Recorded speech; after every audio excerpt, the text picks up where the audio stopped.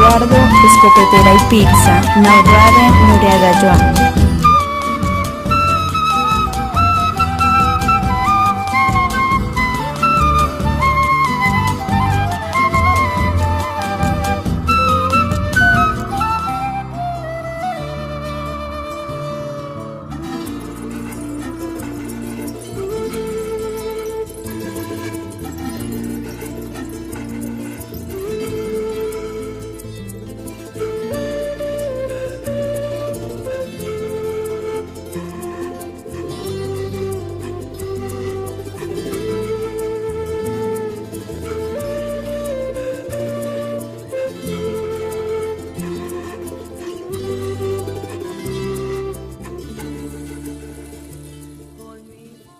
Los resguardos indígenas son un legado de la cultura. Más de 80 comunidades habitan en Colombia. Han podido resistir todas las colonizaciones que se les han hecho, partiendo de la primera cuando llegaron los españoles. Muchos indígenas han tenido que esconder su identidad y costumbres, producto de hechos como la religión, la discriminación o las hibridaciones culturales. En Colombia se estiman, según el DANE, que existen cerca de 1.400.000 indígenas. Ser indígena es un acto de conexión con lo que somos. Los resguardos se protegen bajo los derechos tutelares de autonomía y territorialidad, es decir, bajo sus costumbres y principios se establecen su propio ideario, su autodeterminación. En Caldas y Risaralda se fusionan varios resguardos.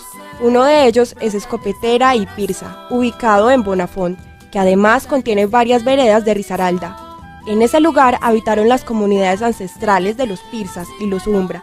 Se cree que también los Quimbayas. Para el año de 1627, algunos españoles mandados por el rey vinieron con el encargo de crear los resguardos de indios. Fue así como el oidor Lesmes de Espinosa y Saravia constituyó los resguardos de esta región como estrategia de centralizar la mano de obra indígena que escaseaba por culpa de los maltratos y la esclavitud, para proveer de comida las mesas de los españoles y para evitar la mezcla racial. Una de las características de este sistema de resguardos fue la propiedad comunal. Nadie podía vender el territorio o cambiarlo, lo que permitió de alguna manera proteger el patrimonio de la tierra, aunque ésta ya estaba reducida y las mejores tierras fueron entregadas a los españoles para sus haciendas.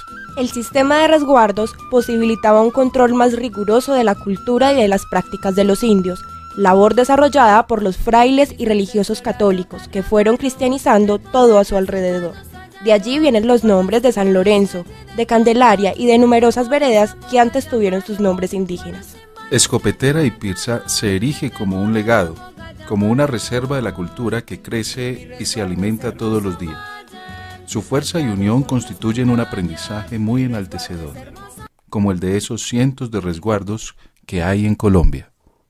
Mi resguardo está constituido por 28 comunidades, 10 en el departamento de Risaralda y 18 en el departamento de Caldas. Está constituida por 10.000 habitantes, tenemos un centro poblado que es la comunidad de Bonafont, donde se hace el mercado cada 8 días.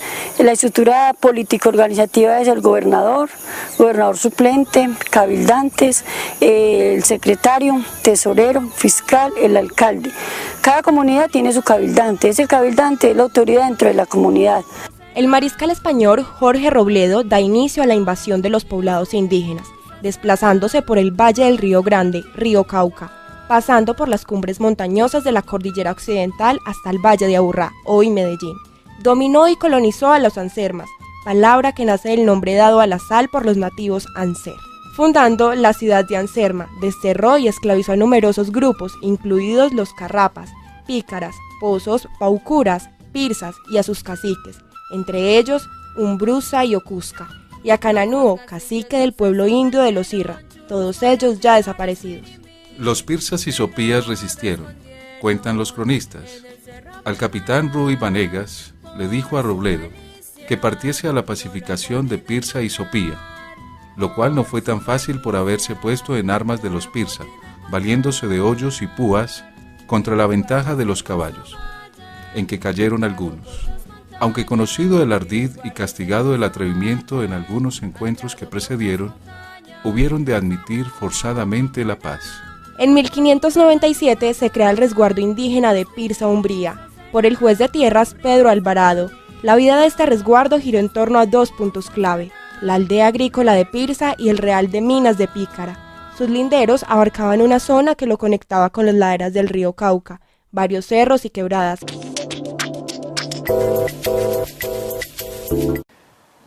Para hablar de lo que tiene que ver con todo el proceso de inmigración que se da en el municipio de Río Sucio, que es igual a Supía y a Marmato, teníamos que tomar como punto de partida 1830, que es la época en la cual se desarrolla una actividad muy grande desde el punto de vista minero, porque hay compañías extranjeras, sobre todo inglesas y francesas, que negocian con el gobierno colombiano después del proceso de independencia la exploración y explotación de esas zonas mineras. En ese sentido, habría que entender cómo la población afro va llegando a copar, pues desde hacía tiempos obviamente los morenos habían traído una gran cantidad de esclavos ahí a la zona, pero digamos que se refuerza mucho más con gente proveniente de Antioquia, no solamente afros, sino también la población mestiza o antioqueña que va llegando a esa zona. Y yo diría que hay dos tipos de pobladores: uno, que son los empresarios, que comienzan a presionar la entrega de tierras para poder establecer sus empresas, como por ejemplo señores como de La Roche, que logran que se les adjudiquen grandes extensiones de tierra para esa exploración minera. Y también viene con ellos pues una gran cantidad de mineros pequeños, de gente pobre de Antioquia, que comienza a ubicarse en áreas de los resguardos, y entonces entiende uno por qué razón en esa época, 1940-1950, se inicia todo un proceso de presión a los gobiernos para que comiencen a declarar extinguidos los resguardos y poder de esa manera que entraran las tierras a circular dentro del mercado de las tierras como tal. Encontramos en el caso, por ejemplo, de San Lorenzo, cómo se elimina el resguardo, y también, repito, a nivel de la montaña, Pirsa, Escopetera, Cañamomo, toda esa presión que termina finalmente con la penetración, repito, a sus tierras de una gran cantidad de población de origen antioqueño, de origen afro, y los caucanos que de tiempo atrás colonial se habían establecido allí en Quiebralomo, y posteriormente el traslado a Río Sucio en 1819. Pero volviendo a nuestro territorio, podemos decir que para el siglo XIX el panorama era desconcertante. El antiguo valle de los Pirsas era otro. La cultura había partido con los antepasados. Las tierras estaban divididas en pequeñas parcelas, y cada vez en la mente de los naturales habitaba con más fuerza el deseo de blanquearse, de olvidar el ancestro y de ser otros. En el año 1884 sucede algo muy importante. 5 familias de la parcialidad de la montaña, impulsadas quizá por la guerra civil desatada al posesionarse como presidente Rafael Núñez, fundan el poblado de Bonafont, en el sitio llamado Escopetera, al parecer correspondiente al antiguo establecimiento minero de Picará. Las familias fundadoras son las de Vicente Bañol, Patricio Bañol, Indalecio Bañol, una familia Guapacha y otra Morales, pero el territorio se transformará en corregimiento solo hasta la década de 1890, cuando se le anexan los 3 sectores de origen mulato: Pirsa, Jaguero, Cucarachero, hoy llamado Florencia, y la hacienda Trujillo. Desde la llegada de los españoles, el territorio de Escopetera perteneció al gran territorio caucano, pero para el año 1905 empieza a ser parte del departamento de Caldas. 2 momentos los dispersan. El primero, Pirsas y Ombras sacados del territorio por orden del gobierno español. Las tierras fueron adjudicadas a particulares y a la parcialidad de Quinchía. El oidor Lesmes de Espinosa crea en el año 1627 los resguardos de indios de Supía, Cañamomo, San Lorenzo y La Montaña. Él mismo agrupa a las comunidades de Opirames, Mapuras, Quinchías, en un solo sitio al que llamaron Quinchía Viejo y estableció sus límites. El segundo engaño fue proceso de disolución del resguardo por cambio en las políticas de tenencia de tierras.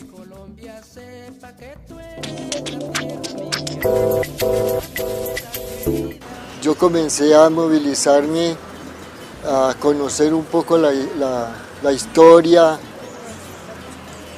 del sistema del país, por ahí de 1980 para adelante, 1980. En ese proceso de 1980 a 1990 fue una trayectoria que yo tuve relacionado con grupos, digámoslo, sociales, del agro, de industriales, y allí comentaban pues la situación actualmente de lo del país. Entonces eso lo incomodaba a uno, pero realmente para uno la satisfacción era que cada día uno se hacía más amigo de más gente, y cada persona tenía su propia historia y se le iba añadiendo a lo que era la realidad de lo que uno había vivido. Nosotros pertenecemos, ¿cómo vamos a...? Si es que nadie puede opinar sobre nosotros, hay una libertad, y esto no nos lo estamos inventando nosotros, porque nuestros abuelos, nuestros ancestros fueron personas que pertenecieron a comunidades indígenas. Nosotros tenemos sangre indígena, entonces ¿por qué no nos van a quitar que nosotros podamos hacer parte de un resguardo, conformar un resguardo aquí en Bonabón? Por ejemplo, los políticos dijeron que no, eso era una tontería, que cómo íbamos a usar parumas, que taparrabos y todas esas cosas. Entonces dijimos, nosotros no estamos buscando sobre eso, porque nosotros ya esa cultura sería muy bonita para nosotros todavía tener esa cultura. Nosotros ya no la podemos tener, pero nuestros derechos están vigentes en la Constitución. Entonces, al estar vigentes en la Constitución, entonces nosotros tenemos unos derechos para conformar nuestro resguardo. Me hace sentir más orgulloso de ser un indígena, porque traigo sangre y traigo rasgos indígenas de cualquier indígena del país. Me siento orgulloso. A mediados del siglo XIX es cuando se recibe una fuerte presión por parte de empresarios y de colonos que están buscando territorios para la explotación minera. De manera que es a partir de ese momento, aprovechando una situación de orden público muy complicado como es la violencia partidista, en que se presenta en efecto la quema de la notaría de Río Sucio, y con ella pues todos los títulos de propiedad que sustentaban la propiedad que tenían los distintos resguardos. La ANUC, fundada en 1967 durante el gobierno de Carlos Lleras Restrepo, nace como una iniciativa en el periodo del Frente Nacional para la Reforma Agraria que cambiaría la distribución de la propiedad. Los usuarios campesinos consolidaron un fuerte nivel de organización y adquirieron su propia dinámica de poder y reivindicaron su carácter gremialista y su independencia ante los partidos políticos tradicionales. En nuestra región, muchos líderes empezaron a formarse y a desarrollar un papel activista para recuperar la tierra. Hugo Morales, uno de los mayores del resguardo de Escopetera, Pirsa, participó de estos procesos, pero no hubo mayores logros. De usuarios campesinos tuvimos unas tomas de tierra mirando la necesidad que había. La gente no tenía tierra, cada día los créditos más duros, no le hacían crédito a la gente, y si la gente le hacían crédito pues no tenían con qué pagar. Entonces se decía que la necesidad era que la gente pudiera adquirir las tierras. Bueno, eso es una lucha de mucho tiempo en donde hemos estado trabajando junto con una cantidad de personas que necesitaban las tierras, ¿cierto? Y entonces nosotros al principio teníamos que entrar era como invasores.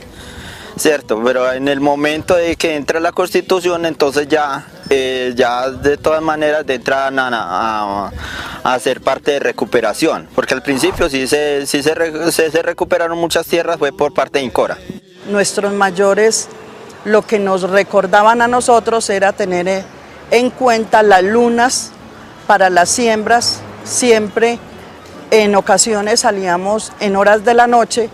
Para la recuperación nos tocaba irnos de noche a hacer las siembras y al otro día aparecieran los sembrados, porque no nos dejaban sembrar en el día, porque la persecución era mucha y entonces a nosotros nos tocaba ir a hacer los trabajos de noche a la luz de la luna. Iniciamos una lucha para el reconocimiento del resguardo de Escopetera y Pirsa.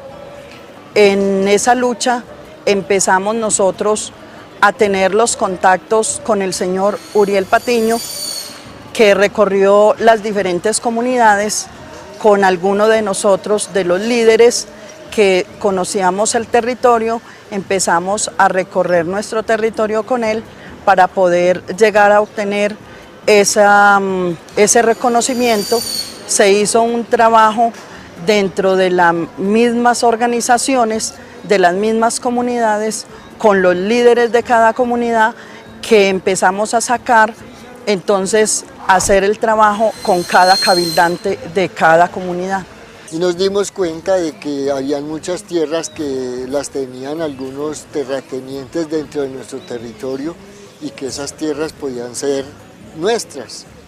Entonces tomamos la decisión una noche de irnos a invadir unas fincas por los lados de abajo de la orilla de Cauca, por Jagüero, y en ellos aprendimos a que teníamos que aprender a defendernos, que nosotros mismos éramos los que teníamos que hablar, pero eso tuvo un fracaso ya con el tiempo. El terrateniente de la finca que habíamos invadido nos llevó la fuerza pública y entonces se contrató a unas personas para que firmaran un papel donde no volvían a estar dentro de esas fincas, y eso dio a que mucha gente hubiera dicho pues que las luchas no servían y la gente se desmotivó. Año de desánimo. Primera reunión del Cabildo en la comunidad de San Antonio. La comunidad se opuso mucho. No entendía cómo era que queríamos retroceder. Pero un médico tradicional llamado Basilio Fiscal asegura que tiene más de 40 familias que quieren hacer parte de la organización, lo que anima a los líderes a convocar nuevamente al CRIDEC, a la ONIC, para una reunión donde están citadas esas nuevas familias y nadie aparece. A pesar de ello, los 47 asistentes deciden reunirse cada 8 días, y así en cada reunión va creciendo un número de participantes. Algo tradicional en estos encuentros de San Antonio fue la recolecta con el sombrero de don Manuelito Morales. En este momento no había asignación de recursos y todo lo que se hacía era gestión de la comunidad.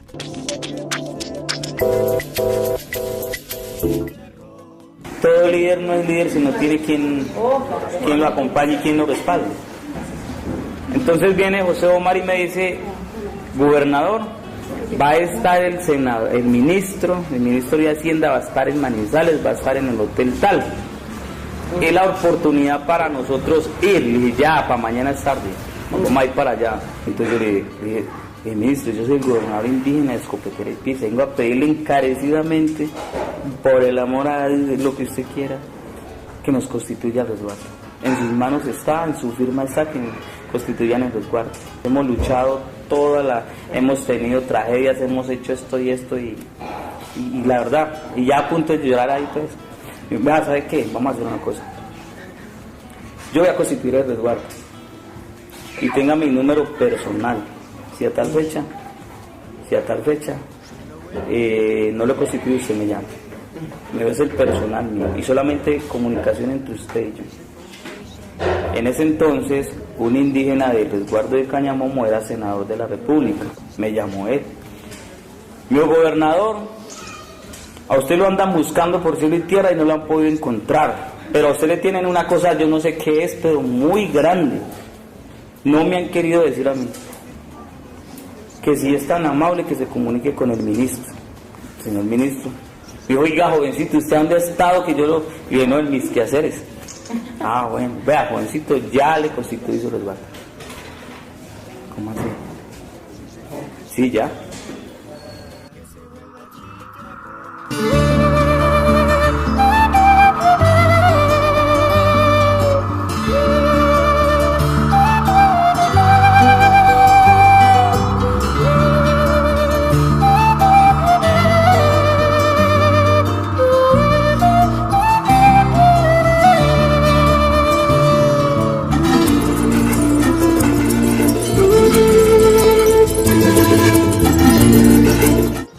Entonces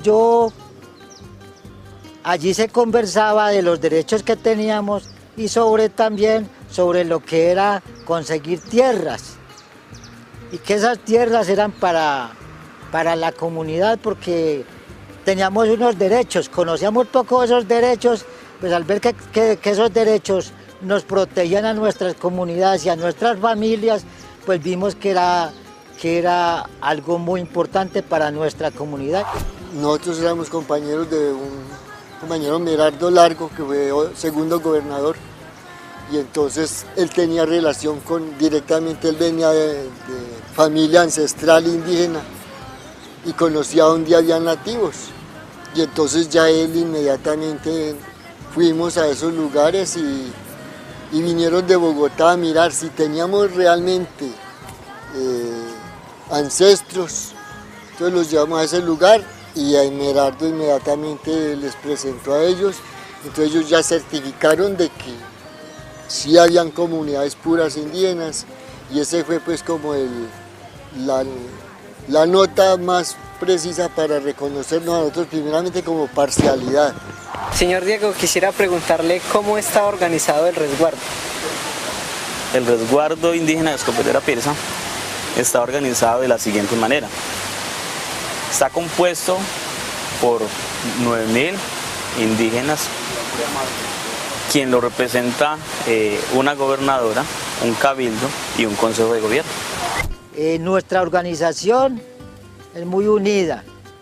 Nuestra organización es puerta libre para toda persona y quiero que ojalá la juventud aproveche en estos momentos que estamos organizados, porque aquí vendrá gente a desunirnos y si estamos organizados podemos defender este pueblo y nuestro país, un futuro para nuestro país, porque no encontramos otra organización mejor que los indígenas, porque en los indígenas hay muchos valores, hay gente con muchos talentos.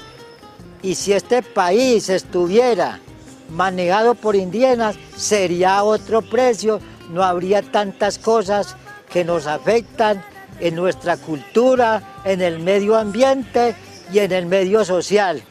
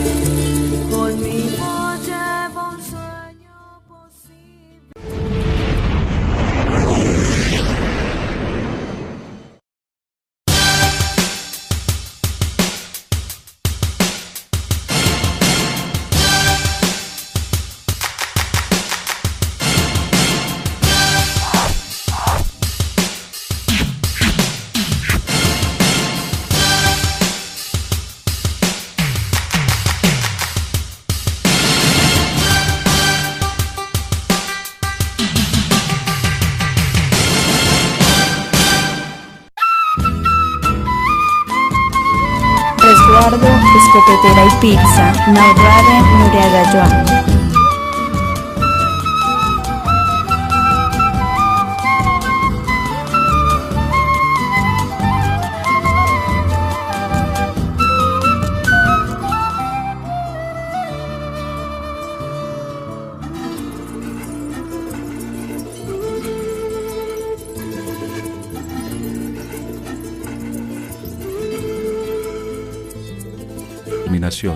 En Caldas y Risaralda se fusionan varios resguardos. Uno de ellos es Escopetera y Pirsa, ubicado en Bonafont, que además contiene varias veredas de Risaralda. En ese lugar habitaron las comunidades ancestrales de los Pirsas y los Umbra. Se cree que también los Quimbayas. Para el año de 1627, algunos españoles mandados por el rey vinieron con el encargo de crear los resguardos de indios. Fue así como el oidor Lesmes de Espinosa y Saravia constituyó los resguardos de esta región como estrategia de centralizar la mano de obra indígena que escaseaba por culpa de los maltratos y la esclavitud, para proveer de comida las mesas de los españoles y para evitar la mezcla racial. Una de las características de este sistema de resguardos fue la propiedad comunal. Nadie podía vender el territorio o cambiarlo, lo que permitió de alguna manera proteger el patrimonio de la tierra, aunque esta... Antes, el secretario, tesorero, fiscal, el alcalde. Cada comunidad tiene su cabildante. Ese cabildante es la autoridad dentro de la comunidad. El mariscal español Jorge Robledo da inicio a la invasión de los poblados indígenas, desplazándose por el valle del Río Grande, Río Cauca, pasando por las cumbres montañosas de la cordillera occidental hasta el valle de Aburrá, hoy Medellín. Dominó y colonizó a los ansermas, palabra que nace del nombre dado a la sal por los nativos Anser. Fundando la ciudad de Anserma, desterró y esclavizó a numerosos grupos, incluidos los carrapas, pícaras, pozos, paucuras, pirsas y a sus caciques, entre ellos Umbrusa y Ocusca, y a Cananúo, cacique del pueblo indio de los Irra, todos ellos ya desaparecidos. Los pirsas y sopías resistieron, cuentan los cronistas. Al capitán Ruy Vanegas le dijo a Robledo que partiese a la pacificación de Pirsa y Sopía, lo cual no fue tan fácil por haberse puesto en armas de los Pirsa.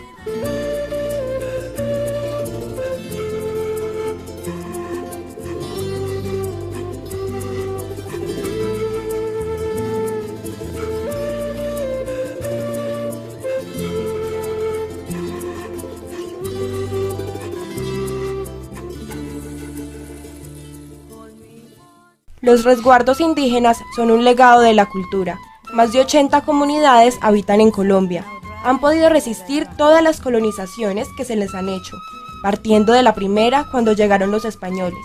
Muchos indígenas han tenido que esconder su identidad y costumbres, producto de hechos como la religión, la discriminación o las hibridaciones culturales.